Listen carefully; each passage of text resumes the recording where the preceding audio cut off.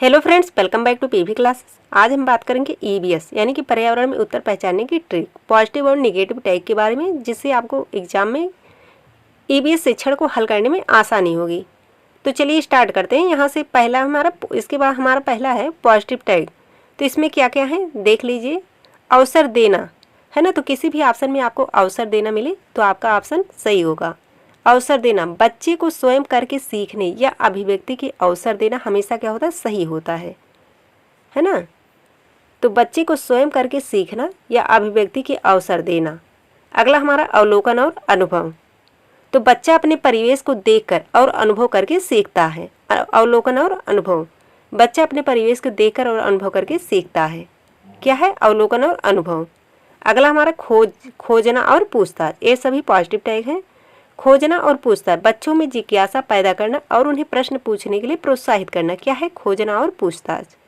बच्चों में जिज्ञासा पैदा करना और उन्हें किसी भी प्रश्न को पूछने के लिए प्रोत्साहित करना। क्या है, खोजना और पूछताछ। इसके बाद हमारा वास्तविक जीवन से जोड़ना। तो पाठ्य पुस्तक के ज्ञान को स्कूल के बाहर के जीवन और स्थानीय परिवेश से जोड़ना। अगला हमारा प्रजातांत्रिक वातावरण है ना। किसी भी ऑप्शन में अगर ये सभी आपको मिल जाए तो ऑप्शन सही होंगे। प्रजातांत्रिक वातावरण, कक्षा में बच्चों को अपनी बात रखने की आज़ादी देना। क्या है, प्रजातांत्रिक वातावरण। कक्षा में बच्चों को अपनी बात रखने की आज़ादी देना। इसके बाद हमारा विविधता का सम्मान, बच्चों की सांस्कृतिक और भाषाई पृष्ठभूमि को एक संसाधन के रूप में देखना। क्या है, विविधता का सम्मान। अगला हमारा दृश्य श्रव्य सामग्री, चार्ट, मैप या मॉडल का उपयोग करना ताकि अधिगम क्या हो, प्रभावी हो। क्या है, दृश्य श्रव्य सामग्री। इसके बाद हमारा समावेशी शिक्षा, सभी प्रकार के बच्चों को एक साथ लेकर चलना। क्या है, समावेशी शिक्षा। पॉजिटिव टैग में ये सभी आते हैं। इसके बाद हमारा अगला एकीकृत उपागम है ना। तो हमारा अगला है एकीकृत उपागम। इसमें क्या क्या आते हैं, विज्ञान, सामाजिक विज्ञान और पर्यावरण को एक साथ जोड़कर पढ़ाना।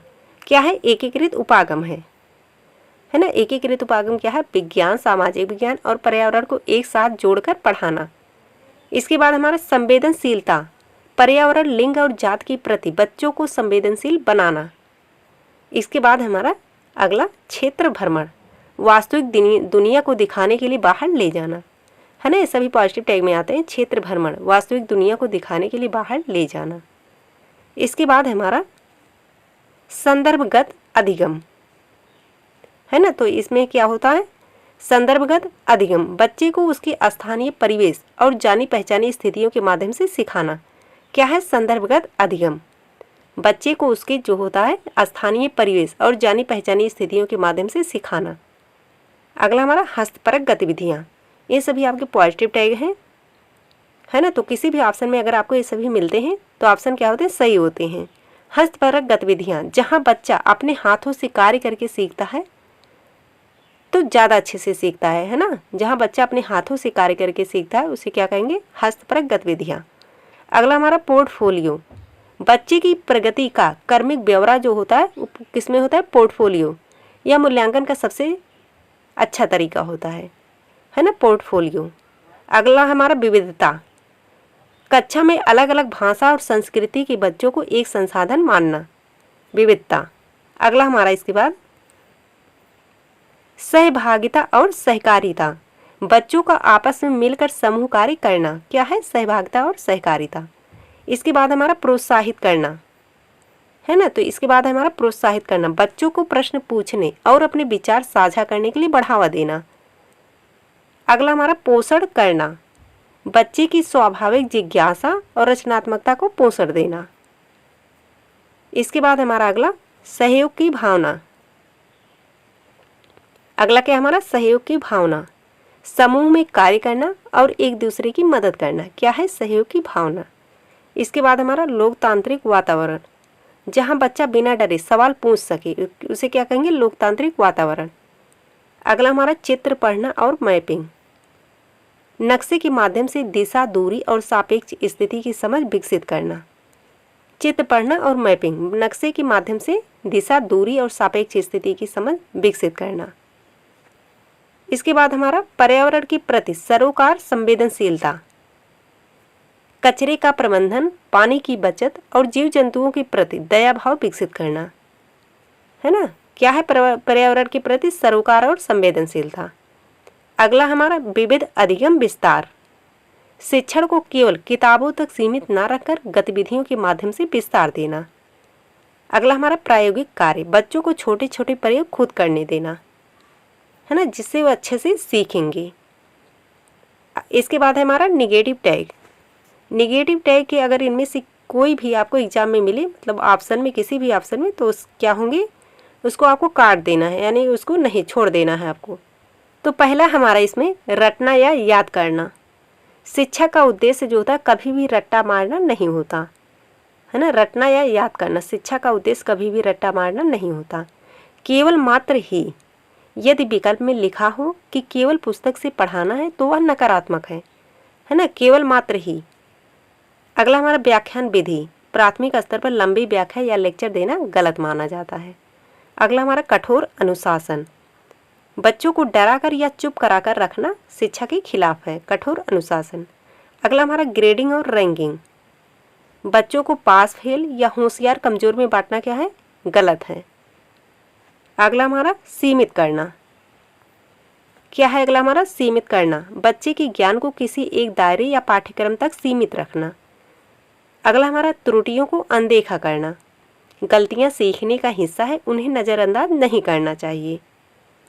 अगला हमारा इसके बाद उच्च शिक्षा की तैयारी। तो प्राथमिक शिक्षा का उद्देश्य जो होता है टैग में आ जाएंगे, उच्च शिक्षा की तैयारी क्या है, निगेटिव टैग में आ जाएंगे। इसके बाद हमारा अगला शब्दावली याद कराना, तो कठिन शब्दों की डिक्शनरी याद करवाना गलत होता है। इसके बाद है हमारा तकनीकी शब्द, प्राथमिक स्तर पर वैज्ञानिक या कठिन तकनीकी शब्दावली का प्रयोग करना गलत है। परिभाषाएं, बच्चे को परिभाषाएं रटाने पर जोर देना हमेशा गलत होता है। अगला हमारा श्यामपट्ट से नकल, शिक्षक द्वारा लिखे गए उत्तरों को सिर्फ उतारना सक्रिय अधिगम नहीं है। अगला हमारा सीमित संसाधन, है ना, तो अगला हमारा क्या है, सीमित संसाधन, पर्यावरण के लिए केवल क्लासरूम तक सीमित रहना। अगला हमारा सिर्फ परीक्षा के लिए पढ़ना, सिर्फ परीक्षा के लिए पढ़ना, शिक्षण का उद्देश्य जो होता है अंक प्राप्त करना या परीक्षा पास करना बताना, क्या है, सिर्फ परीक्षा के लिए पढ़ना, गलत माना जाता है। अगला हमारा कक्षा में अनुशासन बनाए रखना, यदि शिक्षण का मुख्य उद्देश्य केवल शांति या अनुशासन है तो वह विकल्प गलत है ना। तो यहाँ से निगेटिव टैग आपके खत्म होते हैं। तो यदि प्रश्न में नहीं पूछा गया है तो आपको निगेटिव टैग वाला विकल्प चुनना है, और यदि प्रश्न पॉजिटिव है तो सबसे व्यापक, यानी कि तो ऑप्शन आपको वो चुनना है जिसमें बच्चा सबसे ज़्यादा एक्टिव हो, है ना, सक्रिय हो। तो चलिए एक बार और देख लीजिए पॉजिटिव टैग और निगेटिव टैग, जल्दी जल्दी देख लीजिए।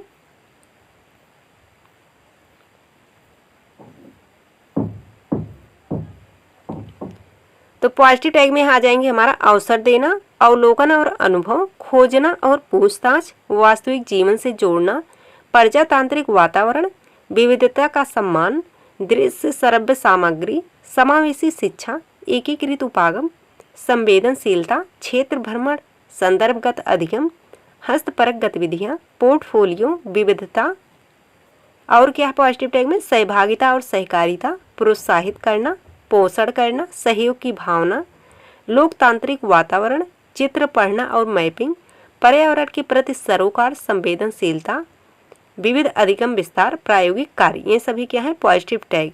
इसके बाद निगेटिव टैग में क्या क्या है, रटना या याद करना, केवल मात्र ही, व्याख्यान विधि, कठोर अनुशासन, ग्रेडिंग और रैंकिंग, सीमित करना, त्रुटियों को अनदेखा करना।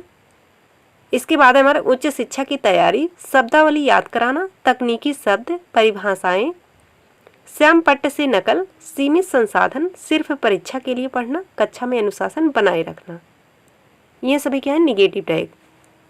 तो आप एग्जाम से पहले एक बार जरूर देख के जाएं, इससे आपको बहुत ज़्यादा ईबीएस शिक्षण में हेल्प होगा। तो चलिए मिलते हैं एक नए वीडियो में, तब तक के लिए जय हिंद, जय भारत।